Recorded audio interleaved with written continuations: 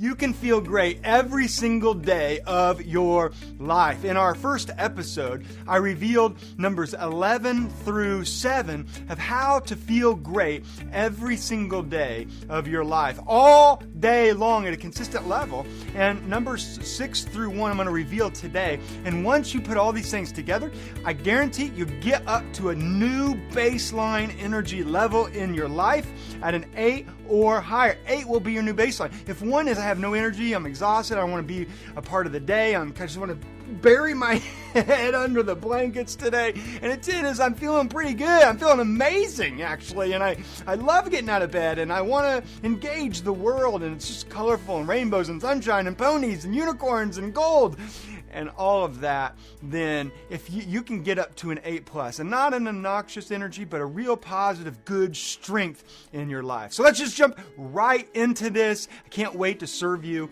here, and please apply and implement these in your life. Number 6 is believe in what you are doing. If you are in a dead-end job with corporate slogans and stale jargon floating around, what are you going to do?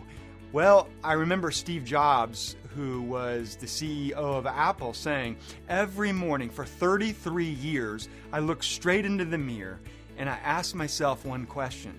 Is what you're about to do today going to bring you enjoyment and happiness? And if the answer was no in too many consecutive days, Steve said, I knew I needed to find something else to do. I knew I needed to make a change. And maybe for you, you got to start figuring out how to make a change out of that job before it kills you. I mean, studies show, real data and studies show that this anxiety and stress and depression at your job is leading to cancers and premature aging and heart attacks, some serious health concerns. So one thing you can do is change your job at the right time and in the right way, but you got to get serious about it. You got to mark the calendar and say, this is when it's going to happen. Number 2 that you could do is change your perspective. Maybe you look at your job differently. Maybe, it's not about how things look, but how you're looking at things.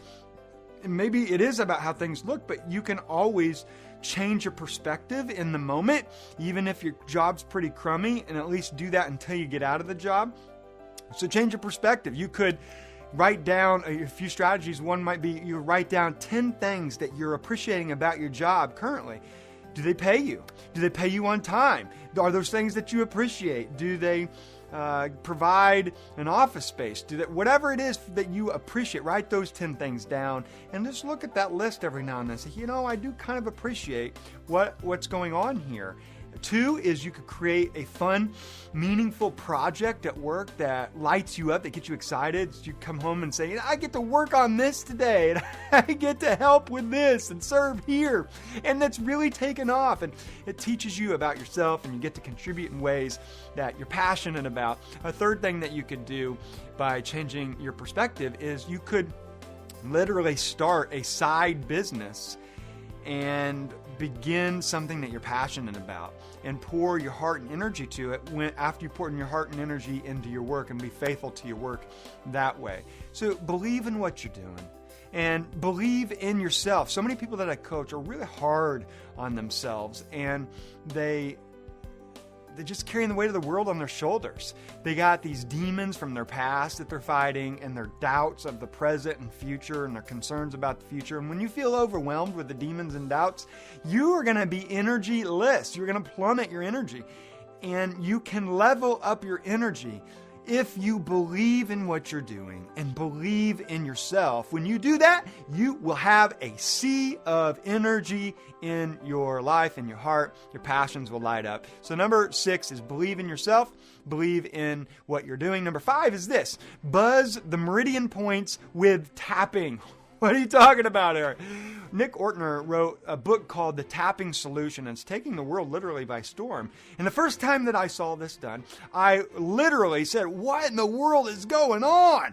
I looked around, my eyebrows went up. I'm making sure that nobody's going to see me try this. Am I really going to try this?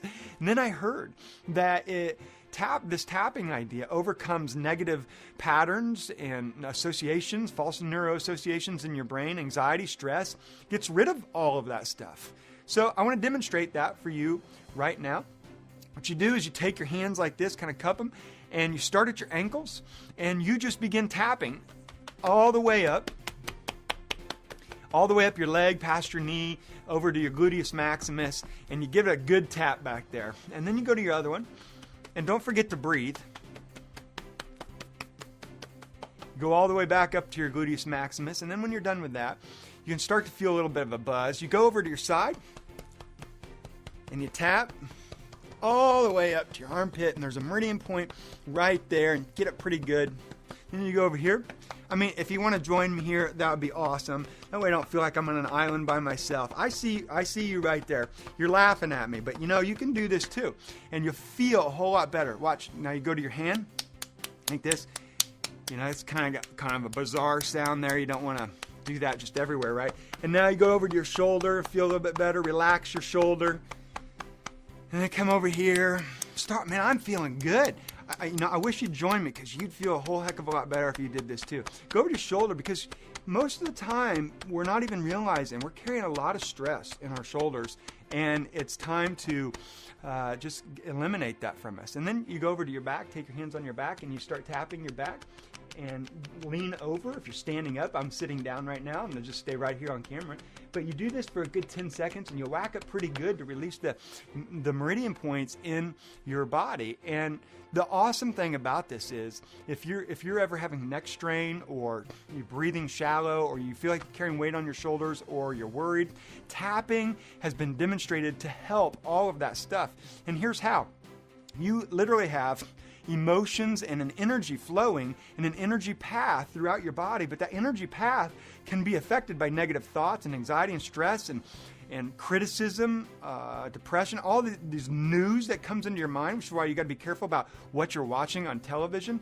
And these negative emotions disrupt the flow of all the good energy that's going on in your body, and it leads to sickness and anxiety, where the positive emotions lead to great energy, and your cells strengthen up. And your cells always take their marching orders from your thoughts. So you want to think good thoughts. Well, tapping is a secret weapon to restore the good energy, and the more you do it, the more it gets your energy up to an 8+. Tapping are the tapping points that I went through, and there's other tapping points. That's just one way you can do this.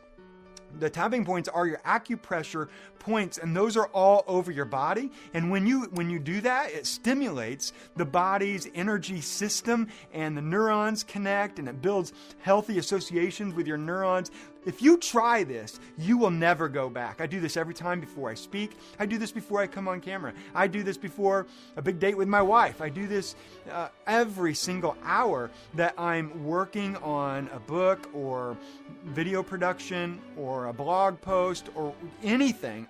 Every 55 minutes, I stop and do the tapping to get my energy back up so I don't crash later on in the day, and then I keep my energy to an 8+ or higher every day, all day long.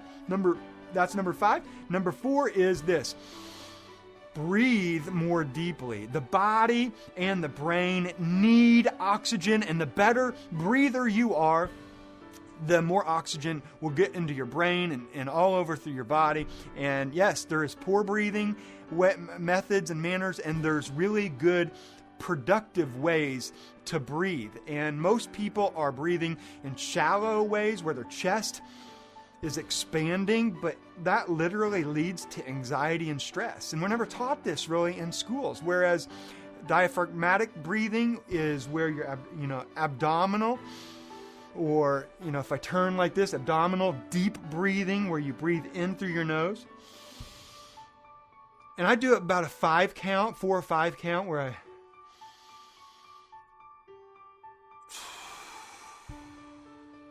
5 count while I'm contracting the diaphragm muscle. The air enters the lungs while the belly expands. That's the proper way to breathe. So when you're breathing in, you want to make sure your belly is expanding, and you count them maybe 4 or 5.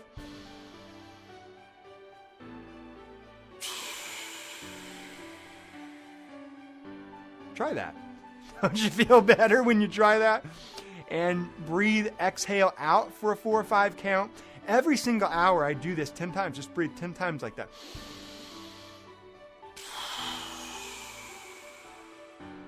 Let me ask you a question. If you did that every single hour, 10 times, do you think your stress levels would go down, your anxiety levels would go down, your focus would go up, your productivity would go up, your kindness, your love, your enjoyment of life would go up, your energy levels would go up? Yeah, because oxygen's carrying all that stuff throughout your body. It's been known to relieve stress. It relaxes you with really good energy. It prevents headaches and anxieties. It will help you level up. And arguments. Think about the last time you argued. Were you arguing by doing this?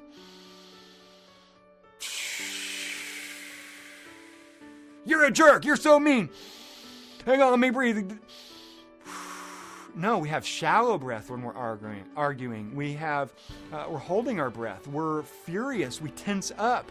And if you just change your pattern of breathing, just like that, you will feel calmer. You'll stop the argument. You'll be more mature. And did you know that science has studied mammals? And what they found was when they're observing these mammals, when they were the most calm, when they felt great, there was no threat in the environment, guess what kind of breathing they were doing? The kind of good breathing that we're talking about. This is the breathing that we have got to incorporate more in our lives. And when you do this, your energy will go way up. If you just add the meridian points, and believe in yourself and believe in what you're doing, and you begin to breathe more deeply, man, your energy will go way up. But it gets better. When you breathe in through your nose like that, at a 4 or 5 count, you release something called nitric oxide. What if I told you that there existed a drug that was a cure-all for your entire body? Your reproductive system, your circulatory system, every system in your body, helps your heart, helps with the aging process, helps freshen up your skin, takes care of so many different things in your body. And you're like, Aaron, that's like hyperbole. Well, somebody won the Nobel Prize in medicine for discovering that nitric oxide is up in your nose. People sell this stuff over the counter, nitric oxide, because it's so helpful for your life. But you actually already have it up here in the nasal pharynx. All you got to do is breathe deeply. And all of a sudden, it's going throughout your body. When you do that, you feel so much better. This is your secret weapon, y'all. Use this every 55 minutes and watch your life soar. That's number 4. Number 3 is so obvious, but I guarantee most people do not do this, and it's this. Take some breaks. Take some breaks. And you high achievers out there are like, Aaron, I can't take a break. I'm achieving. If I take breaks, I won't achieve. Studies have been demonstrated that when you set scheduled breaks, you will stay more focused in the time that you're not taking the break, because you know the break you're coming, so your productivity levels actually go up. And besides that, your brain needs a rest. High achievers, you crash. If you are not doing these things that I'm laying out, you crash mid-afternoon. And you don't have to. Your energy and productivity plummet, but they don't have to. Just because we work longer doesn't mean we're working better. You can still work long. If you do all this stuff, you can work pretty long throughout the day. And you level up to an 8+. I do this every single hour in that 5-minute time span. At about 55 minutes, I take a 5-minute break. I breathe, I tap, and that break is everything, so I can recharge and re-energize and refresh my soul and my focus, my productivity, my attention. And some things that you can do during that 5-minute break is send an encouraging text to your spouse or to a good friend or to a client. Take a short walk and breathe in deeply. Do some push-ups, get the heart going, do the tapping, breathe. Do some meditation, say a prayer, play a practical joke on your neighbor, on your friend, on somebody, anybody. Just have a little bit of fun. Drink a big glass of cold water, which I do every hour. Life is meant to be enjoyed. You should be asking yourself every hour, am I enjoying life right now? Every single hour you should ask that question. And it brings the focus back to what matters most for you. And that's what this all is set up for you to do, is help you recalibrate, refocus on what matters most to you, so that you can focus on what matters most of the time. So at the end of your life, you felt like your life mattered to a significant degree. And your productivity levels will shoot through the roof. Just try it every single 55 minutes. Take a 5-minute break, see what happens. And I guarantee all that stuff will come to fruition for your life. That's number 3 is breaks. 4 was breathe. breathe. 5 was buzz your meridian points. 6 was believe in what you're doing. 2 is build yourself up with self-talk. And you're saying, Aaron, talking to myself. Let me ask you, do you talk to yourself? Absolutely, you talk to yourself. Everybody talks to themselves. And if you're going to talk to yourself, you might as well build yourself up. So many people that I work with are super hypercritical and just terribly hard on themselves. They're like own worst enemy. And even if they're not hard on themselves, they subtly sabotage themselves. I hear this all the time. I have to go to work today. I have to go to the gym to stay fit. Instead of something like, I get to go to the gym. I get to go to the movies. I get to go to work today. And whether it's true or not, your energies will follow your language. If you say, I have to go to work today, your energy will plummet. If you say, I get to go to work today, even if you weren't excited initially, your energy starts to go up and your creative juices start to begin to flow. And some ways that you can, we self-sabotage ourselves in about 1,000 different ways. Negative instead of positive. Disempowering language instead of empowering language. Saying something like, I'm really nervous about speaking tonight versus I'm really excited about speaking to this crowd and serving them and loving them and honoring them and cherishing them. And so here's the strategy that you can use to change how you build yourself up so that you're actually building yourself up for a great life. And that is frame and reframe. Frame and reframe. Frame and reframe. As soon as you talk to yourself, frame it. Identify it. Frame it. You got it. You captured it. Frame it and say, is this building me up? And if it's not, reframe it to something that's building you up. If you frame it and it's building you up, say, cool, let's use it. You don't need to reframe. Let it go. Let it flow into your life and into your heart and your cells. And frame and reframe helps me all the time, helps my clients. Use it. You will find that it will help you tremendously. Talk to yourself like you are, like a really good friend would talk to you, like you would hope a really good friend would talk to you, like you as a good friend would talk to somebody else. Listen, if one of your friends talked to you the same way that you tend to talk to yourself, how long would you be a friend of that person? Hopefully, if you're using disempowering, negative, critical language, not very long. You got to build yourself up. And what I've learned is this fact: you are the only person that you're going to be with for the rest of your life. Think about that. You're the only person that you will forever spend the rest of your life with. So you might as well demonstrate kindness to yourself. Demonstrate as a best friend would. Love to yourself. Love yourself. Leave negative self-judgment behind because your language becomes your reality. Listen, if you use negative language about yourself, your energy will follow and match that. If you use positive, encouraging, loving, joyful language about yourself, your energy levels will increase, won't they? What you say about yourself is absolutely correct in the sense that even if it wasn't correct, your life walks right into it because your brain is trying to search for answers to how you're talking to yourself. So build yourself up. You deserve it. You owe it to yourself to build your life up. You only got one shot at this thing. Take advantage of it. Talk to yourself in beautiful, joyful, kind, loving ways. Make your life matter that way. Number 1 is this: bond with others. The role of your friendships are so undervalued and underappreciated. Your friends, you look at the data out there, the friends determine your narrative about how you look at life, how you feel about life. Finders University did this study even that they followed people around, a whole bunch of people for over 10 years. What they found was astonishing, that people who had a large network of friends, good quality friendships, lived 22% longer than those who had a small network of friends. Or you go check WebMD, and they say the same thing. More friends equals longer, more healthy life. Less friends, your mortality rate increases significantly.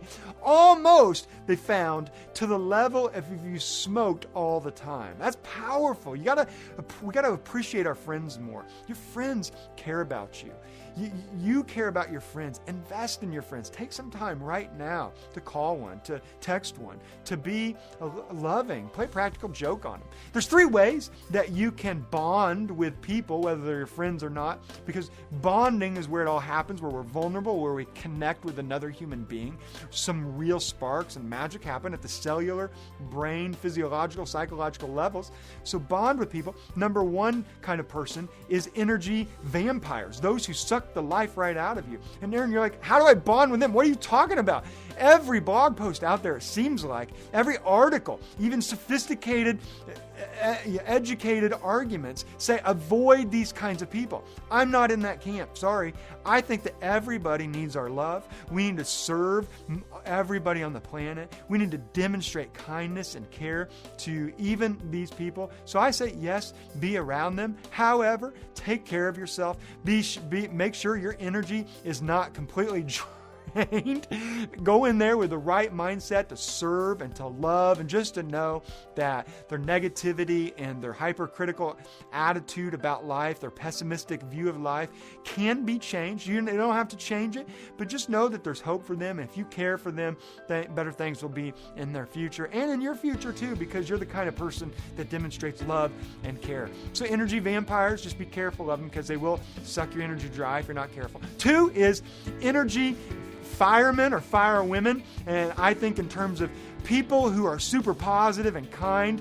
These are the kind of people where they open up the fire hose and water, all that positivity and love and kindness and joy sprays all over you. It's like a kid in the summertime and you're dancing, you see the fire hydrant and you're like, I want to go over there. It just blows you over and you get back up and you're just having so much fun around these types of people. Your excitement levels go up, your enthusiasm levels go up, and guess what else goes up? Your energy goes way up around these people, and their energy should go up when they're around you. Make sure you're that kind of friend as well. And then the third kind of person that you can bond with is what I call the source of all energy, and that's God to me. I don't know what you call. It might be God. It might be something else for you, but tap into that transcendent source. Mine just happens to be God, and this is the God that brings me good news, brings humanity good news and purpose for my life, and I get all excited about that. My energy goes way up. Listen, I hope this has served you, these 11 ways. Go back to the first episode, watch the first half if you missed it. Incorporate these things. It's all about applying them. Your life can change significantly if you apply these 11 things. It's an honor to be here with you today. It's an honor to serve you. If you want to level up, if you want to impact more people and have more influence in people's lives, if you want more joy and peace and happiness and patience in your own life, if you want to be more productive, creative, and inspiring, level up and manage your energy. Get it to an 8+ baseline from here on out. And you can do it with these 11 ways. In the meantime, go out there and continue to believe in yourself, live with passion, live with purpose, and show much love to those around you.